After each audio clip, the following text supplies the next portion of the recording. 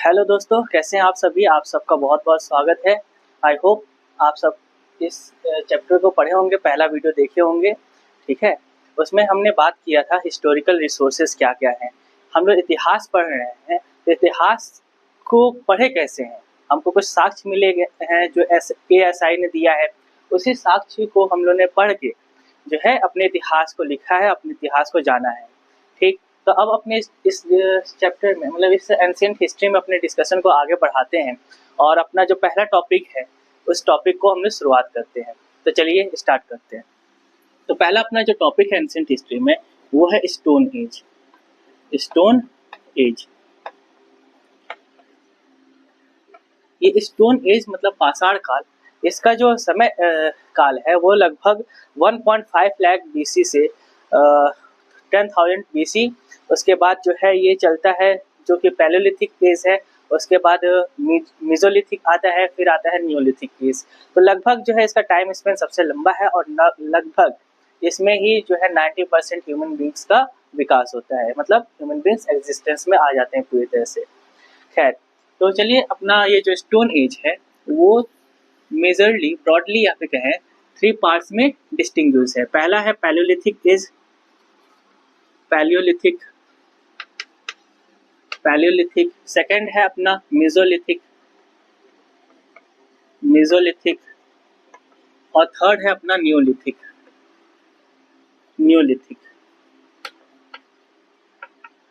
ठीक है, देखिए दोस्तों, अपना जो टोटल फोकस होगा वो एग्जाम ओरिएंटेड होगा। ठीक है, हम लोग कोई भी इसमें ज़्यादा फालतू की बातें नहीं करेंगे और हम लोग उतना ही पढ़ेंगे जो हमारे एग्जाम पॉइंट ऑफ व्यू से इम्पोर्टेंट है। ये नहीं कि हमको इसमें तो PhD वगैरह करना नहीं है, हमें अपना पर्पस याद रखना है। और पर्पस क्या है हमारा? मेन पर्पस एग्जाम को क्रैक करना। खैर, तो इसी क्रम में आगे बढ़ते हैं और मेन चीज़ों को ध्यान से पढ़िएगा, उसको नोट करते जाइएगा। ठीक है, तो पैलियोलिथिक का जो समय है वो है 1.5 लाख BC से, ठीक है, टू 10,000 BC। इस समय को पैलियोलिथिक कहते हैं। और मेसोलिथिक एज जो है वो 10,000 BC से अप्रॉक्स 10,000 BC से जो समय है 6,000 BC तक, ये आता है मेसोलिथिक में। और नियोलिथिक में इसका समय है 6,000 BC से 2,500 BC तक। ठीक है, तो इस तरह से डिस्टिंग्विश है। और ये डिस्टिंग्विश मतलब अंतर जो किए हैं, इसको जो बांटे हैं हम लोग, किसके आधार पर बांटे हैं? ये बांटे हैं हम लोग अपने टूल्स में जो चेंज आए हैं उसके आधार पर बांटे गए हैं। देखिए, पैलियोलिथिक मतलब पैलियो का मतलब होता है ओल्ड और लिथिक का मतलब होता है स्टोन। मेसोलिथिक मतलब मिडिल स्टोन एज, न्यू मतलब न्यू स्टोन एज। तो पैलियोलिथिक में जो है स्टोन टूल्स का जो यूज होता था वो बहुत ही बड़े बड़े स्टोन्स होते थे, है ना। तो इस पे हम लोग बात करते हैं अभी। अब समझिए, पैलियोलिथिक हम लोग एक पढ़ते हैं, उसके बाद मेसोलिथिक पढ़ेंगे, फिर नियोलिथिक पढ़ेंगे। तो पैलियोलिथिक जो है, फिर से आप इसको 3 पार्ट्स में ये डिवाइडेड है। पहला पार्ट है इसका लोअर पैलियोलिथिक एज। सेकंड जो है इसको आप कहेंगे मिडिल पैलियोलिथिक। और थर्ड आप कहेंगे अपर पैलियोलिथिक एज। और इसमें क्यों हुआ ऐसा चेंज? ऐसा क्यों इसको हम लोग डिस्टिंग्विश किए हैं? क्योंकि इसमें भी टूल्स में ही चेंज आए हैं, उसी के बेसिस पे जो है इसको 3 भागों में हम लोग ने डिवाइड किया है। तो लोअर पैलियोलिथिक एज आप लिख सकते हो आप इसको कि लगभग ये 50,000 BC तक इसका ये टाइम स्पेन रहा है। 5 लाख टू 50,000। ठीक है, और ये जो है अप्रॉक्स इसको माना जाता है, यहाँ से हम लोग मेन ब्रॉडली इसको कैटेगराइज करते हैं, लेकिन ये जो है लोअर पैलियोलिथिक बहुत पुरानी बात है ना। 50,000 BC तक है। ठीक है, और मिडिल का आप कह सकते हो 50,000 टू 40,000, 50,000 टू 40,000। ठीक है, अपर में आप कह सकते हो कि ये जो है इसके आगे वाली काल को जो है अपर कहते हैं 10,000 तक का। ठीक है, up to 10,000। Up to 10,000 BC तक, इस टाइम स्पेन को आप कहोगे। तो देखो लोअर पैलेलिथिक एज में जो है इसमें आपको दो कल्चर देखने को मिलते हैं, सोहन कल्चर और हैंड एक्स कल्चर, मतलब उसमें कुल्हाड़ी वगैरह बनाने लगे हैं लोग। उसके बाद यहाँ पे इस वाले पॉइंट पे आप ध्यान रखना कि मिडिल पैलेलिथिक एज के समय में ही जो है ना डिस्कवरी ऑफ फायर हुआ था, मतलब आग की खोज हुई थी। डिस्कवरी ऑफ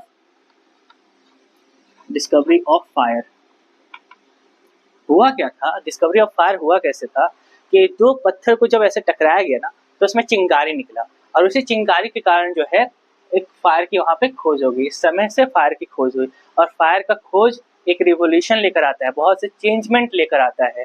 ठीक है, जैसे फायर जब आया तो पहले जो इंसान थे मतलब पैलेलिथिक टाइम के, वो कच्चे मीट को खाते थे, अब लोग जो है पका कर खाने लगे। ठीक है, स्वाद उनका और चेंज होने लगा, और फायर का यूज उन्होंने एनिमल्स को डराने के लिए करने लगे, है ना। चलिए अब अपर पैलेलिथिक की बात करें, तो अपर पैलेलिथिक के समय आते आते पीपल जो है started living in caves,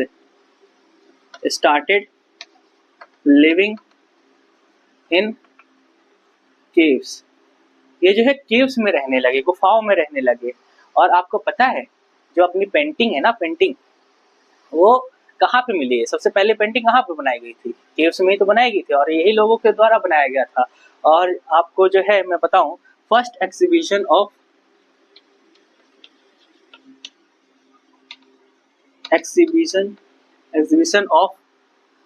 human art वो कहाँ पे देखने को मिलता है आपको, बताइए?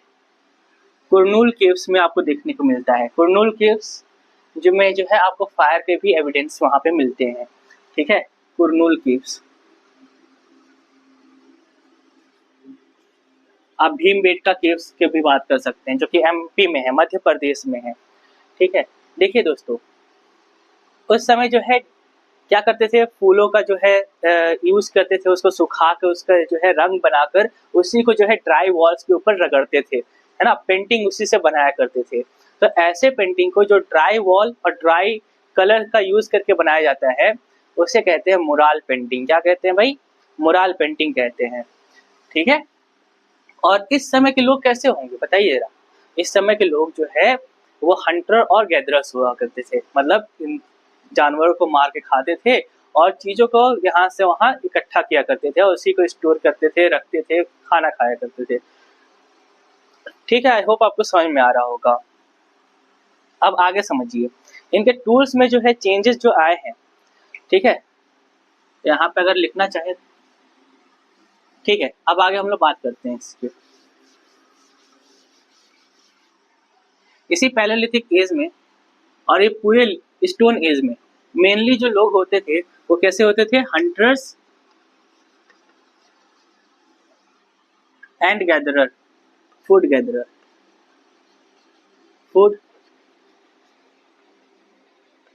गैदरर्स।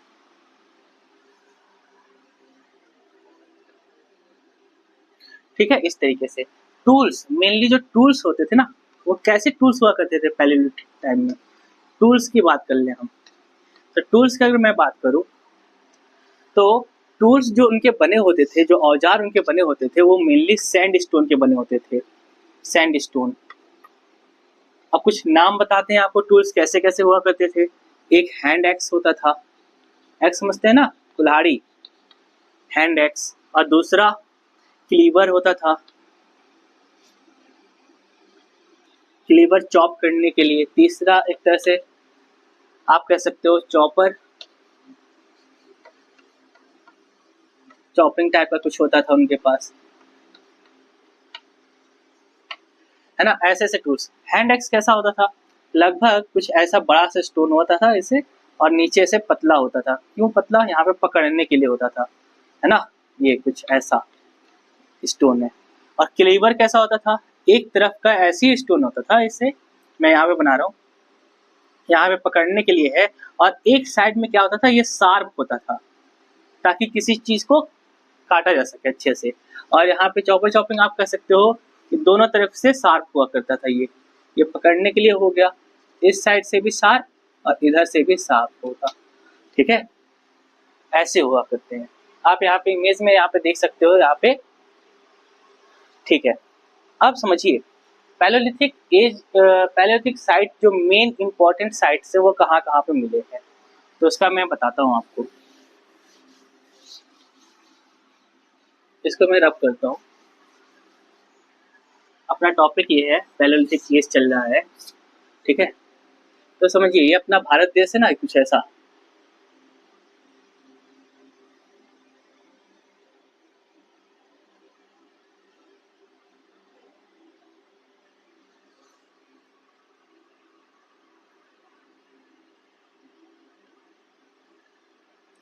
ऐसे ही है अपना भारत देश इधर, ठीक है।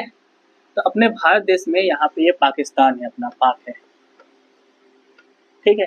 तो मेजर जो पैलेयोलिथिक साइट्स है वो है आपका ये बागौर, यहाँ पे है एक बागौर, इसको याद रखिएगा आप लोग, बागौर ये कहाँ है, राजस्थान में है, ठीक है। दूसरा यहाँ पे ये जो एमपी है ना, एमपी, यहाँ पे आपका ये भीमबेटका है, भीमबेटका। और तीसरा यहाँ पे आप याद कर सकते हो आप, आजमगढ़, आजमगढ़, ये कहाँ है, एमपी में, मध्य प्रदेश। और ये कहाँ है, ये भी मध्य प्रदेश। पाकिस्तान में एक है, वहाँ पे लगभग ये सोहन वैली है, सोहन वैली, ठीक है, ये पाक है पाकिस्तान। तो कुछ ये मेजर साइट्स हैं जिसका आप याद रखना, ठीक है, जहाँ से पैलेयोलिथिक एज के जो है कुछ इम्पोर्टेंट एविडेंसेस मिले हैं, टूल्स मिले हैं, ठीक है। भीमबेटका में जो केव मिले हैं अप्रॉक्स 800 केव्स मिले हैं। और ये सोहन वैली की मैं बात करूँ, ये सोहन वैली जो है आपका इस समय कहाँ है, सोहन वैली जो है आपका रावलपिंडी है ना, वहाँ पर है ये सोहन वैली, ठीक है। और यूपी में भी एक है, ठीक है, यूपी में अपना उत्तर प्रदेश में, यहाँ पे आप कह सकते हो बेलन वैली है, बेलन वैली, बेलन वैली। ये कुछ साइट्स का याद रखना आप, ठीक है। और बेलन वैली की मैं बात करूंगा कि इसमें क्या क्या मिले हैं, यहाँ पे क्या क्या एविडेंसेस मिले हैं, उस पर हम लोग बात करेंगे, चर्चा करेंगे मेसोलिथिक एज में, ठीक है। तो ये मेजर कुछ बातें थी पैलेयोलिथिक एज से जुड़ी हुई। अब हम लोग बात करते हैं मेसोलिथिक पर।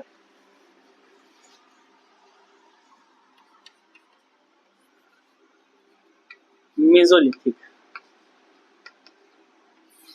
मेसोलिथिक में क्या हुआ होगा, जो अपने टूल्स है उसमें कुछ और रिफाइनमेंट हुआ होगा, टूल्स जो है शार्प हुए होंगे, टूल्स जो पहले जो बड़े टूल्स थे वो उसके आकार छोटे हुए होंगे, ठीक है। तो समझिए इस मेसोलिथिक एज में जो है मैन स्टिल हंटिंग करता था, man still hunting and gathering, hunting and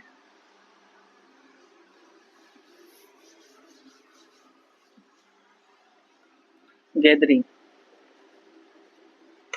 यहाँ पे अभी भी इंसान क्या करता था, हंटिंग करता था और फूड को अपना गैदर करता था, ठीक है। नाउ स्टार्टेड फिशिंग, अब जो है यहाँ पे एक चीज और करना शुरू कर देते, फिशिंग भी करना शुरू कर देते,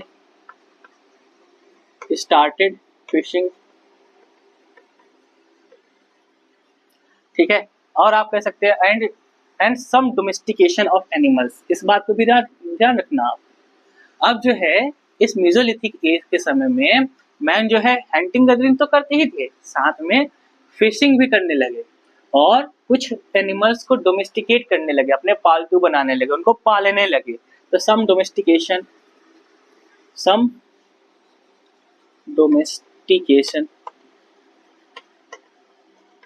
ऑफ एनिमल्स।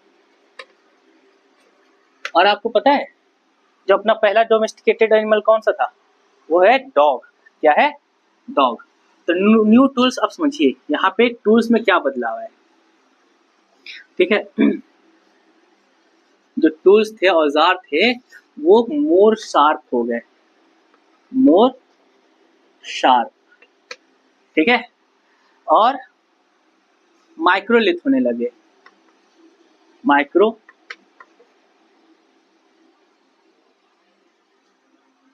माइक्रोलिथ्स, मतलब माइक्रो मतलब क्या होता है, छोटे छोटे होने लगे। औजार जो पहले बड़े थे ना वो छोटे होने लगे, ठीक है, लगभग 1 सेंटीमीटर टू 5 सेंटीमीटर।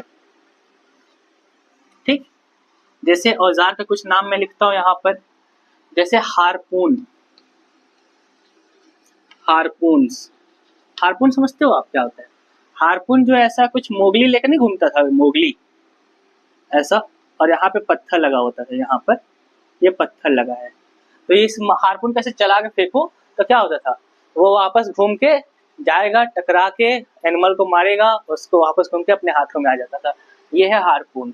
ठीक है, बो एंड एरो का, बो एंड एरो पहले जमाने का मिसाइल था ये भाई, ठीक है, कुछ ऐसा एरो अपना बनता था। ये है माइक्रोलिथ, ये पत्थर लगे हैं भाई, ये पत्थर 1 सेंटीमीटर, समझ में आ रहा है दोस्तों? ये बो एंड एरो हो गया था, और क्वार्टजाइट पत्थर का इस्तेमाल होने लगा था, क्वार्टजाइट, ठीक है, और आप कह सकते हो जैस्पर पत्थर का यूज होने लगा था, जैस्पर टूल्स ETC, ऐसे सब टूल्स का इस्तेमाल होने लगा। क्वार्टजाइट क्या है, चमकीले पत्थर का यूज हो रहा था। तो ये कुछ टूल्स हैं, इन टूल्स को ध्यान रखना। इसलिए इस आप समझिए कि इस मेसोलिथिक एज में जो है एनिमल डोमेस्टिकेशन ऑफ एनिमल करने लगा था, ठीक है, और क्या होने लगा था इसमें, टूल्स समझ गए आप? टूल्स का यहाँ पे इमेज भी आप देख सकते हो।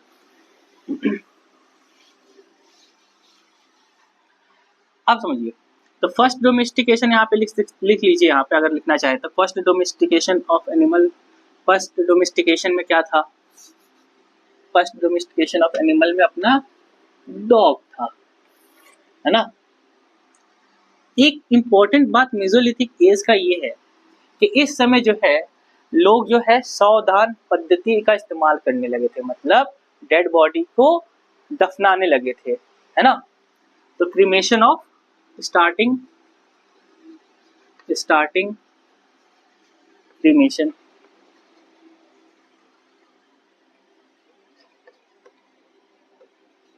ऑफ बॉडी,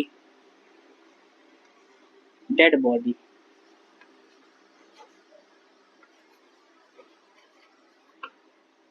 आई होप आपको समझ में आ रहा होगा, इस बात को ध्यान रखना, ठीक है।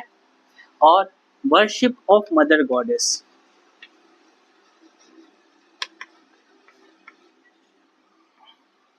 वर्शिप ऑफ मदर गॉडेस, ठीक है, मदर गॉडेस के वर्शिप भी होने लगा था। लेकिन देखिए वर्शिप करते थे, लेकिन उस समय जो है कोई टेम्पल्स वगैरह का साफ से नहीं मिले हैं, टेम्पल्स लोग नहीं बनाते थे, ठीक है। और आगे अब इस पे बात करते हैं हम लोग, ठीक है। आप समझिएगा,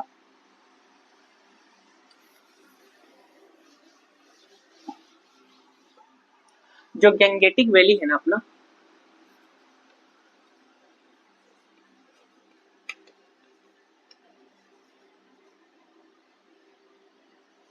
वैली है, ठीक है, जिसे बेलन वैली के नाम से भी आप जान सकते हो, बेलन वैली, जो कि यूपी के पास है, ठीक है, नियर प्रयागराज, नियर प्रयागराज, जो कि आज हम लोग प्रयागराज कहते हैं, पहले इसका नाम इलाहाबाद था, ठीक है, इन यूपी। तो यहाँ पर कुछ एविडेंसेस मिले हैं, जैसे मान लीजिए कोल्दी हवा एक जो जगह है, कोल्दी हवा, कोल्दी हवा, ठीक है। दूसरा जगह का नाम है आपका चौपानी मांडो, ठीक है, CHOPANI, चौपानी मांडो, ठीक, मांडो। थर्ड आप लिख सकते हो सराय नाहर राय, सराय नाहर राय, ठीक है। ये कुछ इंपॉर्टेंट साइट्स हैं, तो इनमें यहाँ पे क्या मिला है, तो कोल्दी हवा में जो है आपको वर्ल्ड फर्स्ट एविडेंस मिला है, ओल्डेस्ट एविडेंस ऑफ ग्रेन मिला है। तो ओल्डेस्ट एविडेंस ऑफ ग्रेन, ठीक है, व्हीट और बार्ली वगैरह ये सब मिले हैं। और शोपानी मांडो में क्या मिला है भाई, ओल्डेस्ट एविडेंस ऑफ पॉटरी मिला है, तो oldest evidence of pottery, pottery का साक्ष्य मिला यहाँ पे। और सराय नाहरलागुन में क्या क्या मिले हैं, क्या किसके एविडेंस मिले हैं, यहाँ पे ट्राइबल वार देखने को मिला है, ट्राइबल वार, ठीक है, मतलब जो ट्राइब है आपस में क्या करती थी, लड़ाई करती थी, दूसरे ट्राइब के ऊपर आक्रमण करती थी और उसके टेरिटरी को अपने अंदर मिलाती थी, ऐसे कुछ होने लगा था, ठीक है। तो ये थी कुछ बातें मेसोलिथिक एज की, ठीक है। अब हम लोग बात करते हैं, नेक्स्ट अपना जो टॉपिक है वो है न्यूलिथिक, ठीक है।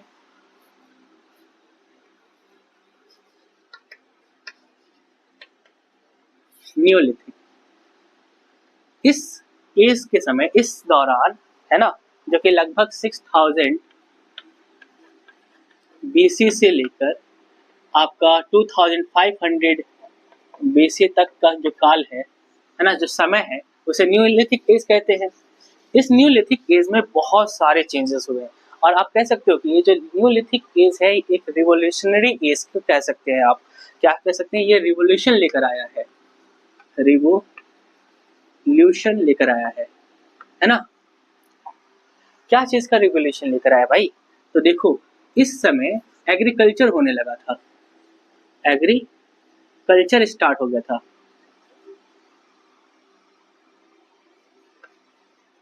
Agriculture become dominant form of economy, dominant form of economy। अच्छा ये बताइए, जब ये एग्रीकल्चर होने लगा है तो बताइए खेत तो एक ही जगह रहेगा, वहीं पे ना आप अनाज लगाओगे। अगर अब आपने उसको अनाज को लगाया तो क्या आपको उस अनाज की देखभाल नहीं करना पड़ेगा, उस फसल की देखभाल नहीं करना पड़ेगा। तो आपको जब फसल की देखभाल करनी है तो आप क्या करोगे, वहां पे सेटल्ड हैबिटेशन होने लगेगा। अब लोग जो है एक जगह पे रहना शुरू कर देंगे तो क्या होगा, सेटल्ड हैबिटेशन,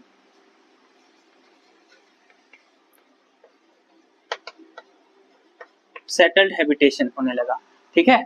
लोग जो है धीमा धीमा बस्तियां बनाने लगे, ठीक है, विलेज बनने लगा, फिर शहर बनी, और शहर बनते बनते आज देख ही रहो आप, है ना, शहरी शहर है, गांव भी है, ठीक है।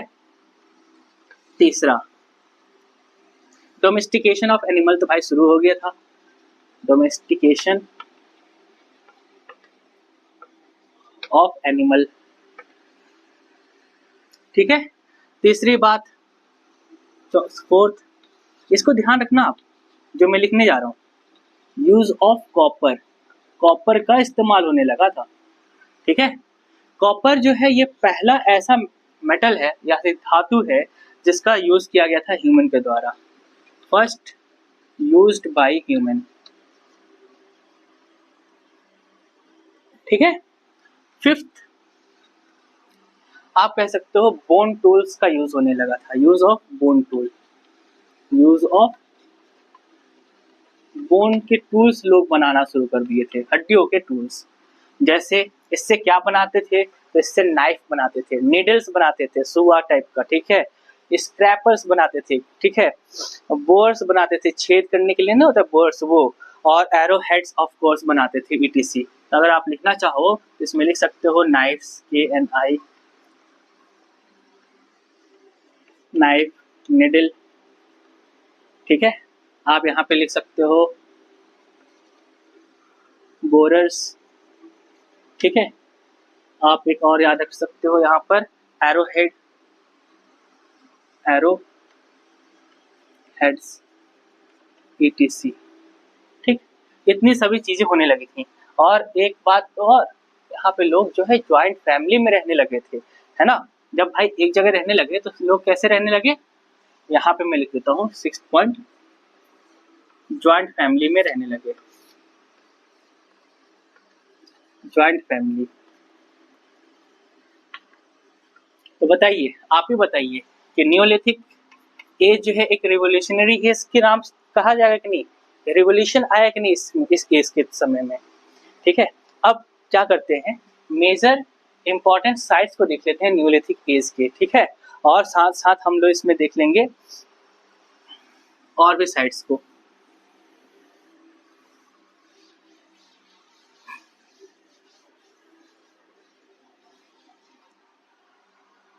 टूल्स का इमेज आप सब देख सकते हैं यहाँ पे साइड में। ठीक है, खैर अब समझिए, ये आज का अपना भारत है, कुछ ऐसा।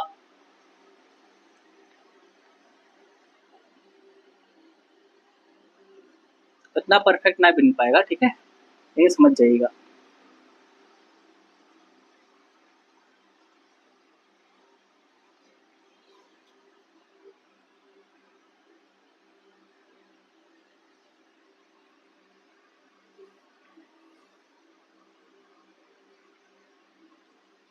ठीक है,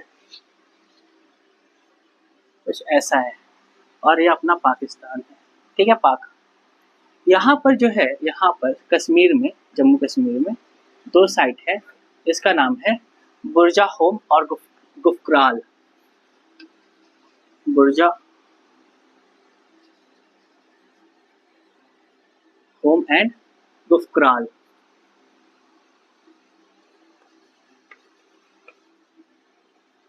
ठीक है, यहाँ पर ये यूपी साइड में जो है, यहाँ पे 3 साइड जो मिला है आपको मैं डिस्कस कर चुका हूँ। पहला कोल्डी हवा, दूसरा चौपानी मांडो, तीसरा आप यहाँ पे सराय नाहर राय, और यहाँ पे एक बिहार में जो है, बिहार में एक मिला है, उसको बोलते हैं चिरांद। क्या बोलते हैं? चिरांद। चिरांद, ये बिहार में है। ठीक है, और आप यहाँ पे मैं आपको बताया था कि यहाँ पे बागौर है। ठीक है, पैलोलिथिक साइड। यहाँ पे भीमबेटका मध्य प्रदेश में, और यहाँ पे आजमगढ़ है एमपी में। ठीक है, ये भीमबेटका है, और यहाँ पे आजमगढ़ है, आजमगढ़। ठीक है, और यहाँ पे जो है आपके कर्नाटक में पिकली हाल है, याद रखना है इसको, पिकली हाल। ये कहाँ है? कर्नाटक में। और यहाँ पे नागार्जुन कुंड है, नागार्जुन।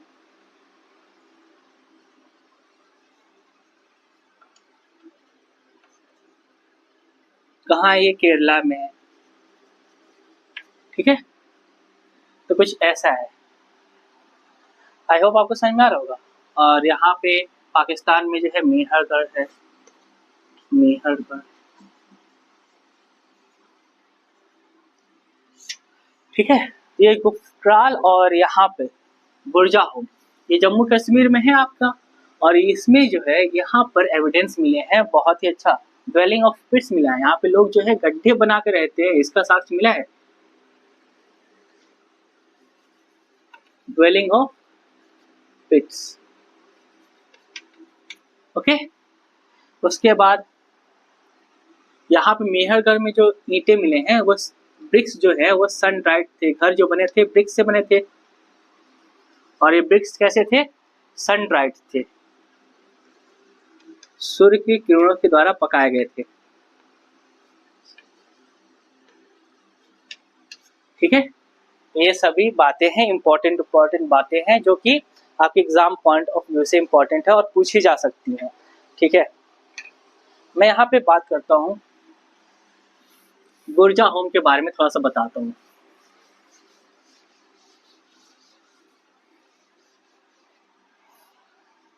आप समझिए, जो मैंने आपको बताया बुर्जा होम, जो कि जम्मू एंड कश्मीर में है, JNK में है। यहाँ पे 2 खास बातें हैं। पहली खास बात क्या है कि यहाँ पे जो है पिट ड्वेलिंग था।